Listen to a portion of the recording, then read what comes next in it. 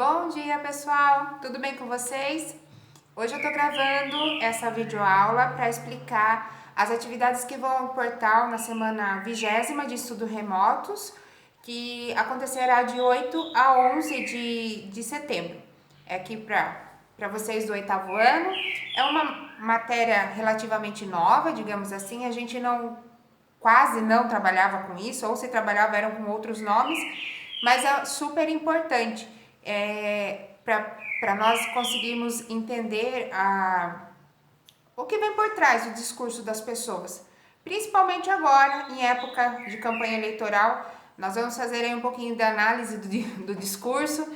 Não pretendo formar nenhum PhD na área, mas enfim, é algo bastante importante, tá?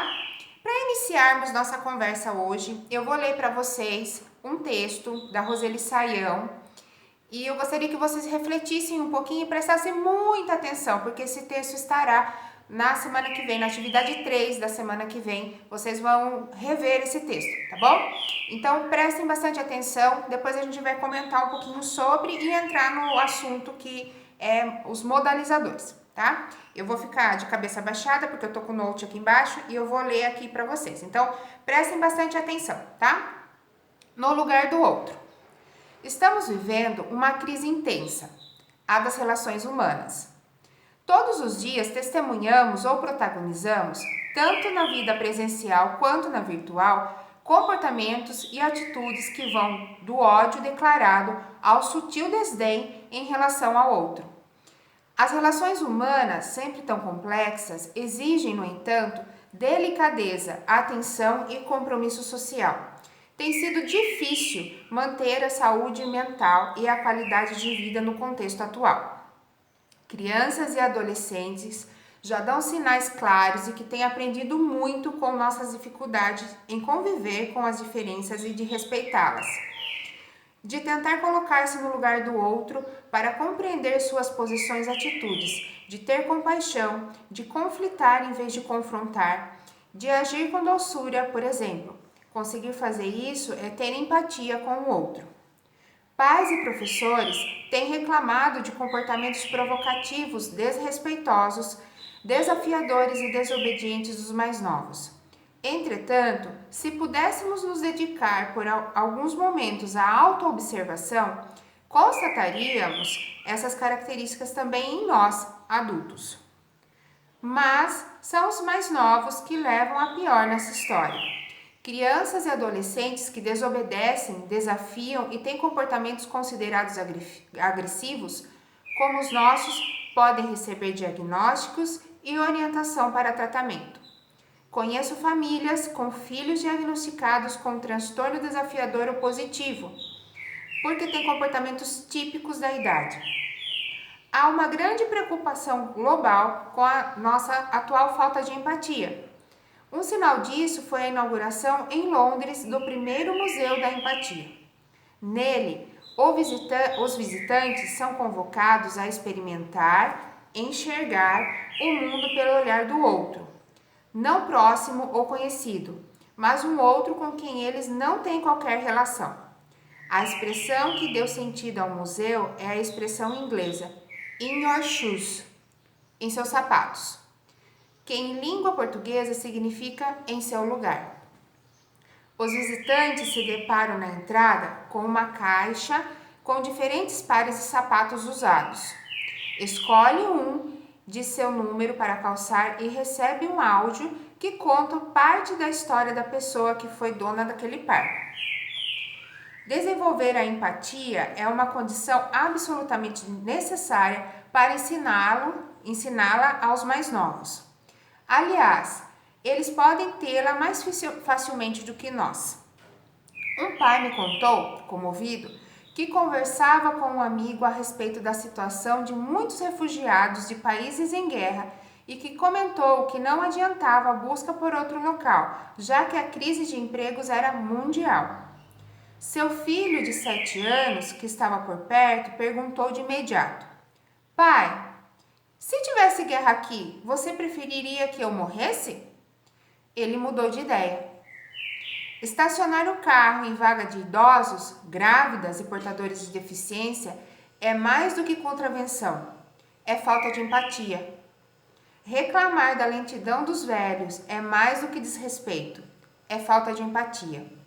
Agredir ostensivamente o outro por suas posições é mais do que dificuldade em lidar com as diferenças, é falta de empatia. O mesmo modo, reclamar do comportamento dos mais novos é falta de empatia. A empatia pode provocar uma grande mudança social, diz Roman Czarnari, estudioso do tema. Vamos desenvolvê-la para ensiná-la? Então, esse texto é o texto que estará na semana que vem na aula de vocês, né? Acho que na quinta ou sexta-feira estará lá para vocês lerem e interpretarem. Então, vamos falar aí um pouquinho sobre ele. A empatia nada é que a capacidade que a gente tem de se colocar no lugar do outro e sentir as dores, as sensações que o outro está sentindo. Então, é ver uma pessoa que está ali com problemas e entender o porquê que ela está no problema. Se mover, sentir a aflição da pessoa e se colocar no lugar e até se oferecer a ajudar. Então, é não desdenhar de quem está com problemas mentais, é não tirar sarro de quem tem alguma deficiência, é não julgar as pessoas por determinadas atitudes que ela toma frente a algum problema muito grande. Então, ter empatia é muito difícil. E esse texto traz justamente isso, que hoje nós não temos mais essa empatia. É muito mais fácil criticar, é muito mais fácil reclamar, é muito mais fácil julgar as pessoas pelo que elas fazem, o que elas sentem, as atitudes que tomam, do que se colocar no lugar dela e sentir a sensação que ela está tendo naquele momento, naquela vivência, naquela situação.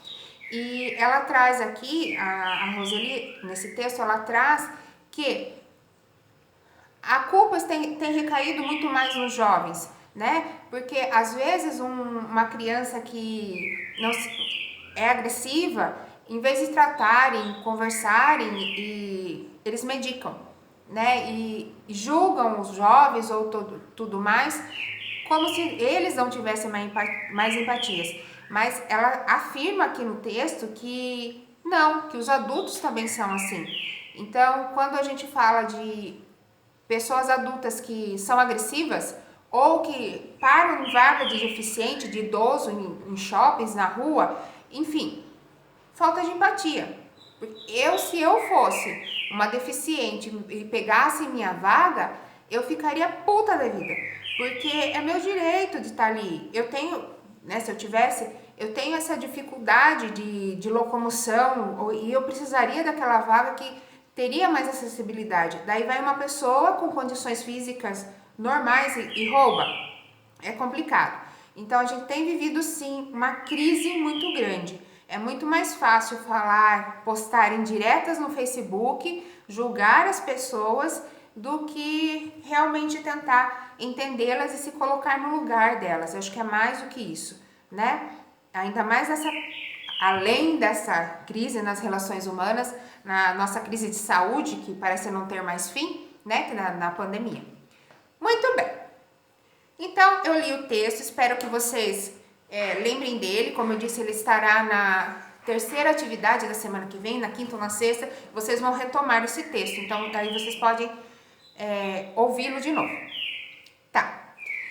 Pessoal, quando a gente nós discursamos, entendam aqui discurso como fala, né? Seja fala aqui oralmente, ou nosso registro do verbal, né, o escrito, digamos assim, nosso texto, seja ele que texto que for, é marcado pelas ideias que nós temos, pelos pensamentos, pelas atitudes, como que eu posso dizer, por aquilo que a gente realmente considera. Por mais que tentemos ser isentos, totalmente isentos, na hora de escrever, mesmo que inconscientemente, colocamos ali nossa opinião, nossa impressão sobre as coisas. E como é que a gente faz isso? Pela escolha de palavras. E essas palavrinhas é que nós chamamos de modalizadores. Por que modalizadores? Elas modelam e demonstram a característica do nosso discurso, tá? Então, assim, eita, cadê o negócio? Aqui. Então, assim, os modalizadores nada mais são que palavras, né, elementos que funcionam para demonstrar nossa intenção, nosso sentimento, nossas atitudes, nossas ideias em relação ao assunto. Então, se eu falo, por exemplo, é bem provável que isso não dê certo.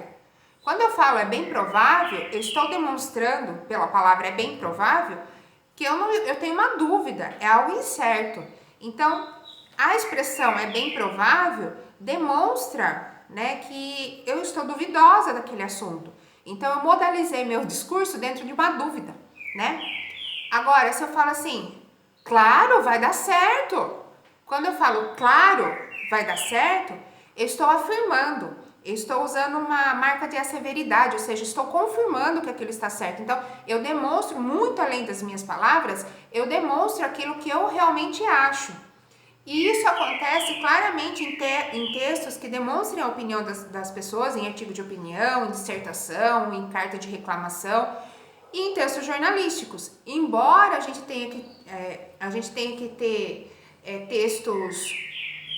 textos objetivos, sem ter a marca da opinião de ninguém, não no texto argumentativo, mas no jornalístico, mas por essas palavrinhas a gente consegue entender. Por exemplo, nossa, aquele filme foi incrível. Nossa, incrível, são marcas minhas, da minha modalização de discurso. São marcas que demonstram o quanto eu gostei daquele filme. Então, os modalizadores, eles caracterizam a nossa fala, eles demonstram a nossa relação com o conteúdo que a gente está falando, né? Se eu gostei, se eu não gostei. Vai muito além do que conscientemente, eu acredito, posso dizer assim,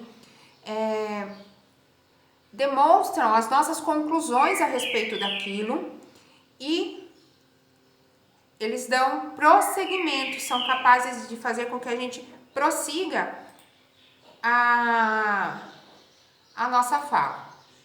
Então, olha lá.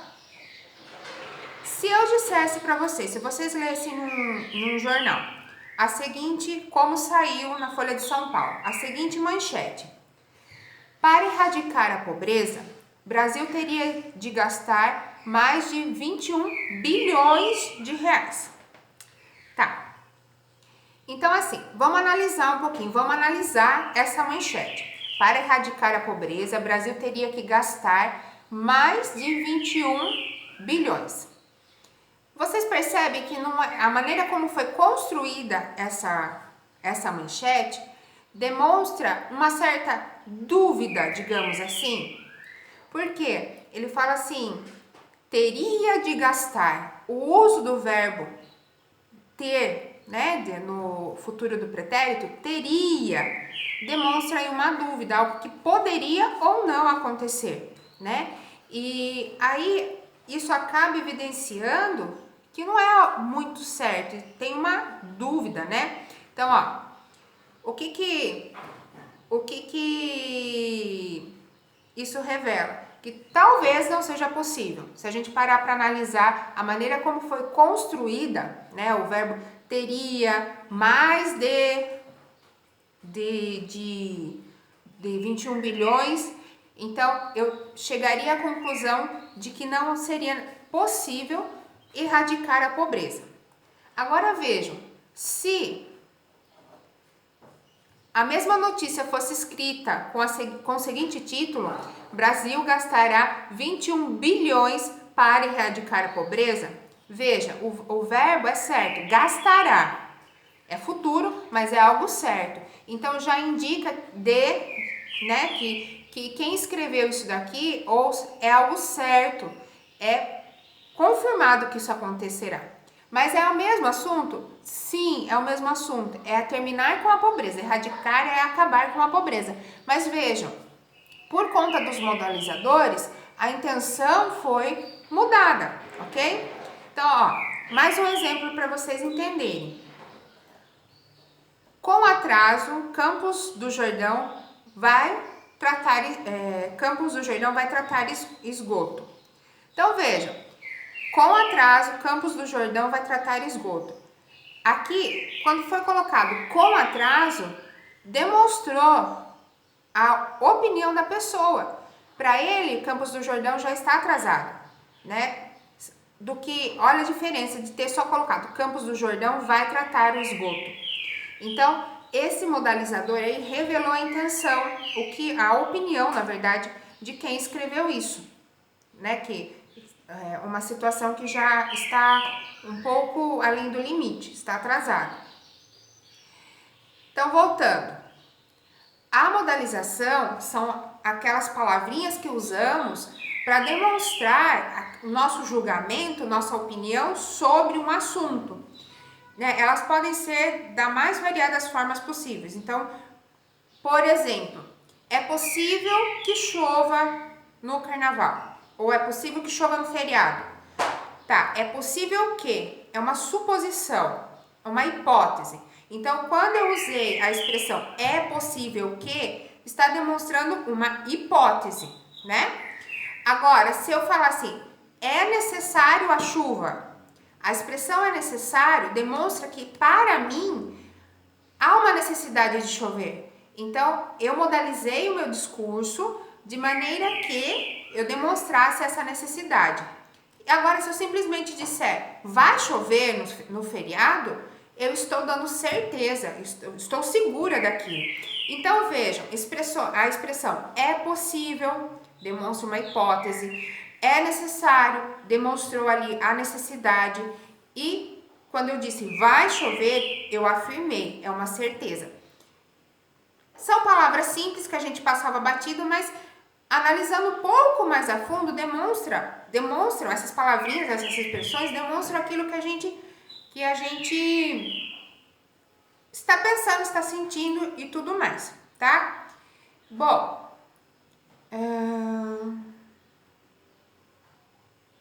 deixa eu ver aqui, deixa eu continuar para cá, pessoal.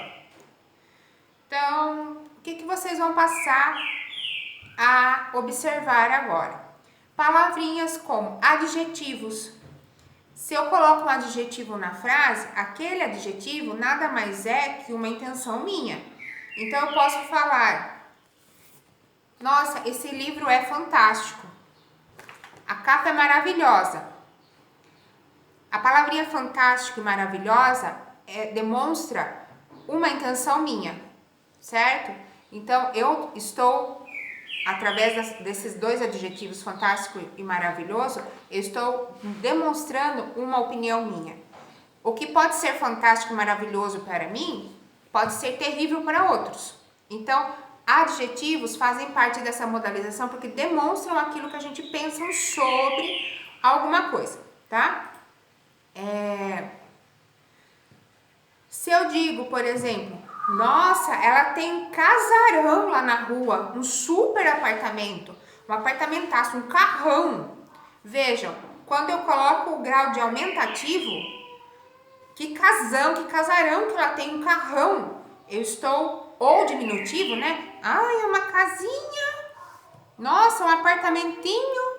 Então, quando eu coloco o aumentativo ou diminutivo, também demonstra uma intenção. Quando eu falo, nossa, é um casarão, quer dizer que eu estou surpresa, estou surpreendida. Mas não aparece ali isso que eu disse que eu estou surpreendida, mas a maneira como eu coloquei aquela palavra ali, um casarão, né? Demonstra a minha surpresa em relação disso. Então, também é um modalizador do nosso discurso aí. Ele molda e demonstra aquilo que eu realmente acho. Então, ó, alguns verbos e algumas perífrases verbais, né? Ou verbo só ou a expressão com o verbo. Então, é certo que tiremos uma boa nota. Demonstra certeza. A expressão é certo que está demonstrando a certeza de que eu vou ter uma boa nota. Tenho certeza de que você vai melhorar. A expressão tenho certeza demonstra uma crença, né, naquilo que eu acredito. Então, se eu falo eu tenho certeza, eu estou demonstrando que eu acredito naquilo. Acho que você poderia aperfeiçoar o seu trabalho. Acho, penso que, demonstra uma dúvida em relação a alguma coisa. Então, a palavrinha acho, dentro da modalização de discurso, nada mais é que a demonstração de uma dúvida, né? É provável que a professora considere nossas observações. É provável, é uma possibilidade, é possível, é uma hipótese, né? Eu quero que isso aconteça, mas é uma hipótese, ok? E por último, é necessário que o material seja bem apresentável. Então, a expressão é necessário demonstra a necessidade de alguma coisa. Então, são marcas, maneiras de escrever que talvez até inconscientemente, a gente não para muito para pensar nisso, mas que inconscientemente demonstram aquilo realmente que a gente pensa. Galera, saindo um pouquinho do assunto, mas ainda sobre, aqui a gente está falando sobre modalização do discurso, mas existem aí, saindo um pouquinho desse campo, outras maneiras da gente analisar o que uma pessoa está dizendo. Então, se vocês... Arthur...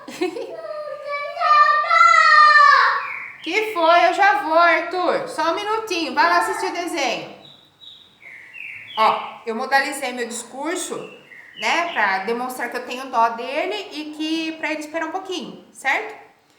Bom, voltando ao que eu estava falando. Muito além do que a gente fala, a gente também tem expressões que denunciam aquilo que a gente está sentindo. Quem é que nunca viu aquele teste em suspeitos para ver se ele está falando a verdade ou não? Então, o nosso corpo também fala. Tô saindo um pouquinho do assunto, tá, gente? O nosso corpo também fala.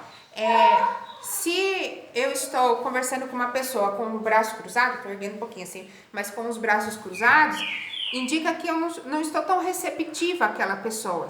Se vocês estiverem conversando com uma pessoa que não para de balançar a perna ou de mexer as mãos, demonstra que aquele assunto que vocês estão tendo ali não está muito legal e que ela está querendo ir embora, né? Vem aqui.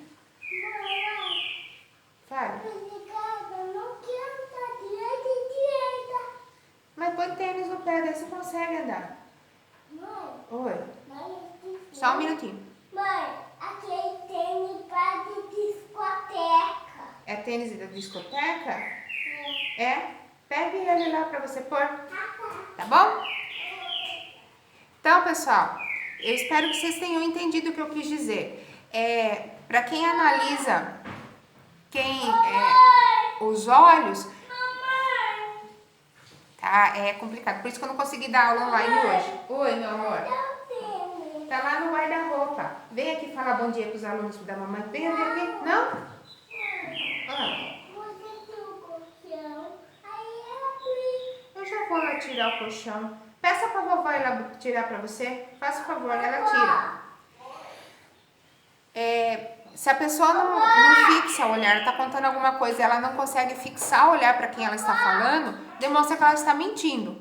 Então tem algumas coisas assim que a gente consegue ir muito além do que a pessoa está dizendo no momento. É o que acontece com nossos modalizadores, principalmente em textos escritos ou em palestras ou coisa assim, que a colocação de algumas palavras ou expressões demonstram que realmente a pessoa está sentindo ou tentando dizer, tá? Deixa eu ver aqui. Se eu uso algumas palavras do tipo ordenou, permitiu, negou, indagou, afirmou e pediu, eu demonstro ações que devem ser feitas, né? São ordens que eu tenho que seguir, são verbos mais fortes, digamos assim. A mesma coisa quando eu coloco expressões que demonstram o número. Então, nossa, falei milhões de vezes. Está demonstrando aquilo que está demonstrando a quantidade de vezes que eu tentei fazer alguma coisa, que talvez eu já esteja até cansada, né?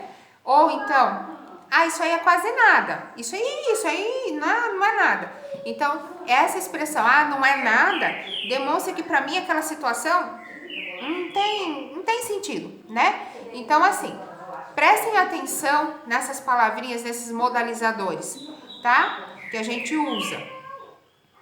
Basicamente, Ó, usei um agora, basicamente porque... Epa! Terminou a apresentação. Basicamente, modalizador para mim é algo mais simples. Basicamente, são palavras que demonstram aquilo que a gente pensa a respeito de um assunto, a nossa intenção a respeito de um assunto, tá? Espero que vocês tenham entendido que como eu disse, essa atividade vai subir na semana que vem, de 8 a 11 de setembro, e que comece a prestar mais atenção nos discursos que vocês ouvem, tanto escrito quanto falado, né? Que por mais que tenha tentado ser isento de totalmente, é impossível. Sempre tem marcas, sempre tem palavrinhas que demonstram a opinião das pessoas. Então tentem analisar quando as pessoas estiverem conversando com vocês, a entonação que ela usa, as expressões que ela usa, ou quando vocês lerem o texto, essas palavrinhas que demonstram a opinião das pessoas, tá bom? Então, por hoje é só. Beijos, se cuidem, até semana que vem.